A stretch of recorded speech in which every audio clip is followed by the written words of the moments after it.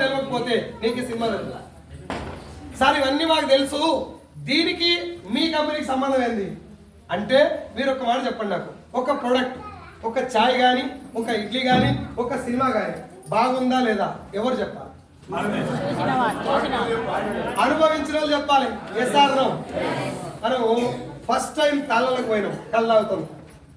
గట్టి కళ్ళు తాగుతారో ఏ దొరికి తాగుతాం చెప్పరాదు. గట్టి కళ్ళు తాగాలి. ఎవరిని అడగాలి? కళ్ళు మంచుకుందా లేదా తాగినోని అడగాలి. గౌన్లో అని అడిగితే ఏం చెప్తాడు? నాదే నెంబరే అని చెప్తాడు. తాగినోడు చెప్తాడు ఒరిజినల్. నీ దృష్టిలో తాగుబోతోడే, బేకారు గాడే, కానీ రైట్ ఇన్ఫర్మేషన్ ఆడే ఇస్తాడు. ఏ తాడుకి ఇస్తారు, ఎన్ని గంటలకు ఇడుస్తాడు, ఎప్పుడు తాగితే ఎక్కుతుంది, అదే చెప్తున్నాడు. Yes or no. ఒక్క పూట తాగే కళ్ళు కూడా తాగినోడిని అడిగినావు. ఒక్క 5 నిమిషాలు తాగే ఛాయ్ కూడా ఇంతకుముందు తాగినోడిని అడిగినావు ఏడ బాగుంటుంది. ఒక్క పూట తినే బిర్యానీ కూడా ఏడ బాగుంటుందని తిన్నోడిని అడిగినావు. ఒక 3 గంటలు నేను ఎంటర్టైన్మెంట్ చేసే సినిమాని కూడా చూసినోడిని అడిగినావు ఏడ బాగుంటుంది, సినిమా బాగుందా లేదా? SR no. చచ్చిపోయిందాక నిన్ను నీ కుటుంబాన్ని పెనవేసుకొని ఉన్నటువంటి ప్రొడక్ట్స్ బాగున్నాయా లేదా ఎవరిని అడగాలి? వాడిన వాళ్ళని అడగాలి. పోనీ వాడిన వాళ్ళని అడగలే, నీకు ఒకటి చెప్తున్నాడు, వాడినోడు అయి ఉండాలి కదా. థమ్సప్ తాగినోడే నిన్ను తాగమని చెప్పాలి. వాడు తాగకుండా వాడి ఇంట బాత్రూమ్ కూడా కడుక్కోకుండా నీ కడుపులో బాత్రూమ్ చేసి పోస్తున్నాడంటే నీకు అన్యాయం చేస్తున్నట్టు కాదు. మళ్ళీ నువ్వు రిటర్న్ దానికి పైసలు ఇవ్వండి, కూలించుకొని మెచ్చుకున్నట్టు. SR no. పైసలు ఇచ్చినప్పుడు మంచి జరగాలి సార్, మంచి జరగకపోయినా చెడు జరగకూడదు. డైరెక్ట్ సెల్లింగ్ కాన్సెప్ట్ ఏంటంటే సార్ 30-40 సంవత్సరాల నుంచి మీరు బయట ప్రోడక్ట్ వాడుతారు కదా. ఇప్పుడు నా కంపెనీలో మీన్స్ డైరెక్ట్ సెల్లింగ్ ఓనర్ చెప్పే మాట చెప్తున్నాను. నా కంపెనీలో నేనే 450 ప్రొడక్ట్స్ తయారు చేపిస్తున్నాను. ఇవి బాగున్నాయి, సూపర్ ఉంటాయి అని నేను చెప్పడం కరెక్ట్ కాదు. ఎవరు చెప్పాలి? అందుకే మీరు నా కంపెనీలో ఒక ఐడి తీసుకొని ఫ్రీగా జాయిన్ అవ్వండి. ఎట్లా? నీ కార్ వస్తుంది, రేపు పొద్దుగా నువ్వు చనిపోయిన పైసలు వస్తాయి, మీ ఇంటికి ₹1,00,000 వస్తాయి. అవన్నీ నేను చెప్తలేదు. నా ప్రొడక్ట్ బాగుందా లేదా నువ్వు చెప్పు. ఎట్లా చెప్పాలి? ఒక ఐడి ఫ్రీగా వస్తుంది. Aadhaar card, voter ID, driving licence, passport, ration card ఏది ఇచ్చినా ఒక నెంబర్ వస్తుంది. అది రాగానే కరీంనగర్ స్టోర్కి వెళ్ళి ఆ ప్రొడక్ట్ కొనుక్కోండి. 2 కొంటావా, 1 కొంటావా, ఒక సబ్బే కొంటావా, ఒక పేస్టే కొంటావా, నీ ఇష్టం.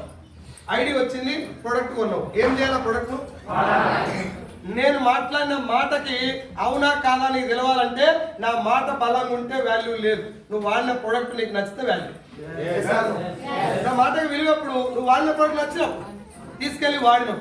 ఇప్పుడు దాని గురించి నేను చెప్పాలా? నీకు అర్థమవుతుందా? అర్థమైతే సో వాడినావు. ఖచ్చితంగా నచ్చాలి అని రూల్ ఉందా?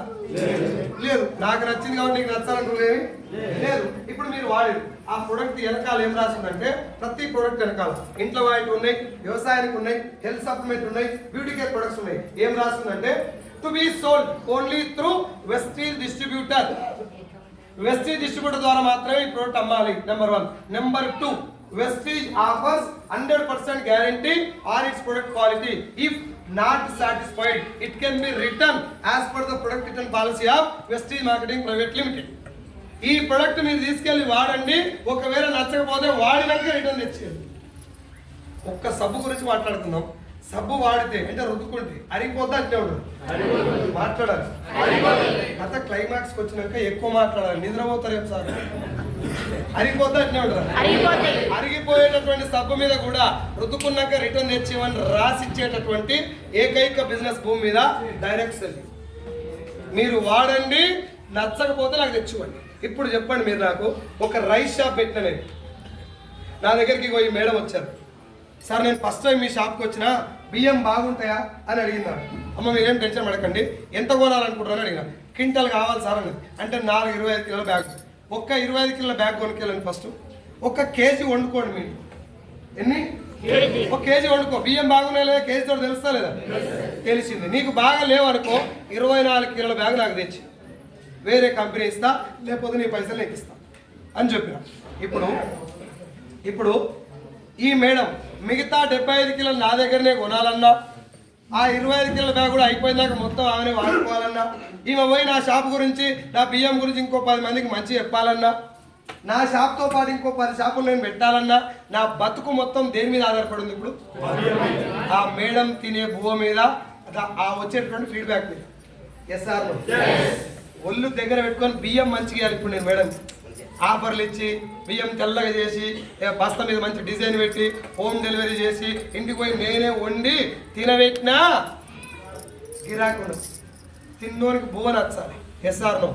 కాబట్టి నా ధమాక్ మొత్తం, నా పెట్టుబడి మొత్తం, నా తెలివి మొత్తం, నా సమయం మొత్తం క్వాలిటీ మీద పెట్టాలి. Yes or no? Same direct selling కూడా కంపెనీ ఓనరు ఇండియాలో ఉన్నటువంటి వెస్టీజ్ కంపెనీ బయట 9 దేశాలకు వెళ్ళింది. ఎన్ని? 9 దేశాల వాతావరణం ఒక రకంగా ఉంటుందా?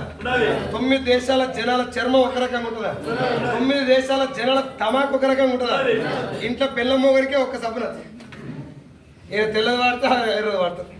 మరి ఇన్ని ఛాలెంజెస్ మధ్యన ఇన్ని రకాల చర్మాలకు, ఇన్ని రకాల మనుషులకు, ఇన్ని రకాల వాతావరణాలకు సూట్ అయ్యేటట్టు సబ్బు తయారు చేయడమే కాదు, ఢిల్లీ నడిబొడ్లో కూర్చొని 9 దేశాలకు వెళ్ళే సబ్బు మీద నువ్వు రుద్దుకో, నీకు నచ్చకపోతే నాకు తెచ్చి అని రాసిస్తారు. అంటే గుండె నిండా దమ్ము ఉండాలి. దానికంటే ముందు ప్రొడక్ట్లో క్వాలిటీ ఉండాలి. అవునా కదా? ఇప్పుడు చెప్పండి, ఈ కంపెనీ ఓనర్స్ ప్రొడక్ట్ ముందుకు వెళ్ళాలంటే క్వాలిటీ ఉంచాలి అనే భయం ఉందా లేదా? భయము బాధ్యత ఉన్నాయా లేవా? మా కంపెనీ ఓనర్ దేవుడు, ఆయన రావుడు అని నేను చెప్పలేను. ఆయనకి ఇంకో దారి లేదు. ఆయన మంచోడ చెడ్డోడు నాకు తెలుసు, అది వేరే విషయం. నేను కొత్తోళ్ళు కాబట్టి మీకు చెప్పే పాయింట్ ఏంటంటే కంపెనీ ఓనర్కి వేరే దారి